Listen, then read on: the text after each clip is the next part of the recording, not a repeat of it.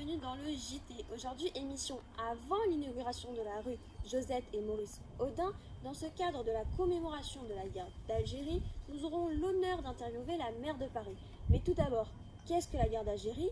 Qui sont Josette et Maurice Audin et quel est leur impact en France? Tout d'abord, retour vers le passé, afin de mieux comprendre les événements ou la guerre sans nom et de pouvoir restituer le rôle de Josette et Maurice Audin dans celle-ci.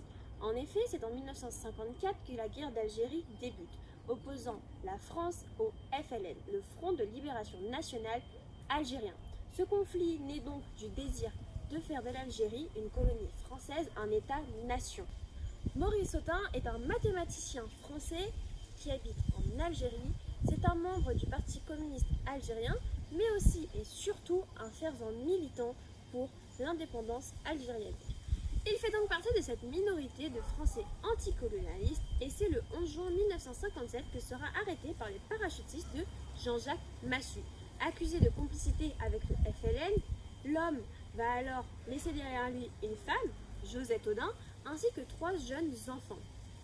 On annoncera à cette mère désormais veuve que son mari s'est échappé de prison. En réalité, l'homme est enlevé, séquestré et torturé à mort par des officiers français. Dès lors, Josette Audin, convaincue d'un mensonge et d'être victime de manipulation par l'État, va se battre jusqu'à sa propre mort pour révéler la vérité et dénoncer l'atrocité de la guerre d'Algérie.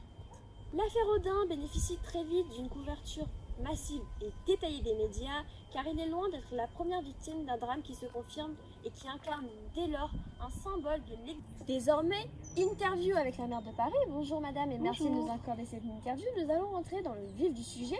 Pourquoi avoir choisi ce lieu? Car Nanterre, tout simplement, est un lieu clé dans la construction de la mémoire de la guerre d'Algérie. En effet, c'est face à l'horreur de la guerre, du conflit et des camps de regroupement que plus de 200 familles algériennes ont quitté leur pays afin de rejoindre Nanterre, notre commune.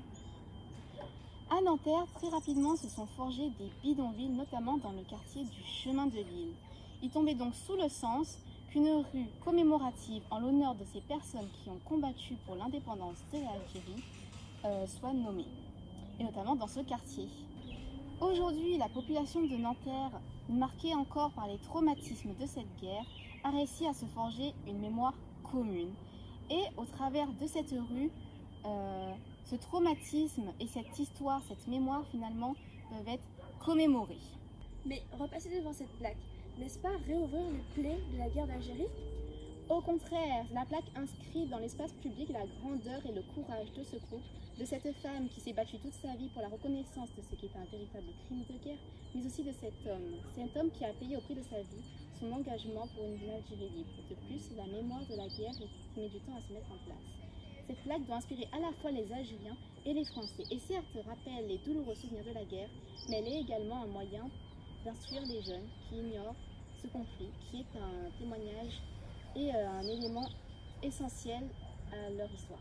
Question peut-être un peu tabou, mais la guerre d'Algérie est considérée comme un conflit ancien. Comment expliquez-vous alors que la rue Maurice et Josette Audin n'a été inaugurée que récemment? D'abord parce que la mémoire de la guerre d'Algérie, comme je l'ai dit, a mis du temps à se mettre en place. Et les faits ont été restitués que très lentement. Aujourd'hui encore, le travail d'historien ne voit le bout. Toutefois, si à l'intérieur de la construction de la guerre est dû au silence des Algériens, sensibles au traumatisme, l'État français est en réalité un facteur. En effet, il procède à une politique d'amnistie qui organise un oubli collectif et juridique de la guerre. Il faudrait alors aborder la question de la reconnaissance de la responsabilité de l'État français dans le conflit.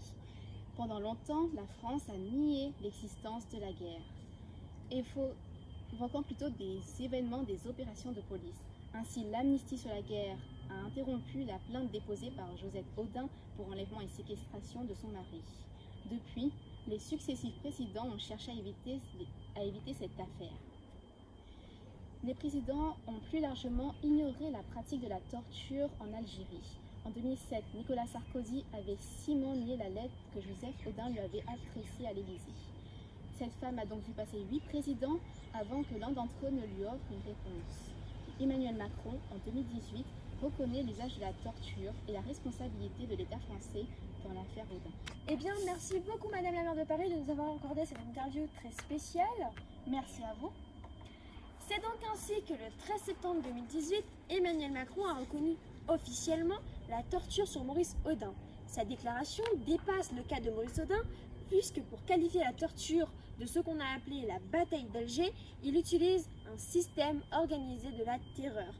L'histoire de la guerre d'Algérie se voit être restituée dans toutes ses vérités, sans en occulter aucune.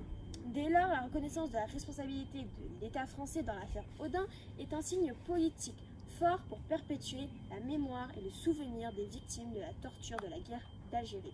C'était Rania Gina pour le JT du jour. Nous nous retrouvons demain pour une interview tout aussi spéciale sur une survivante de la Shoah.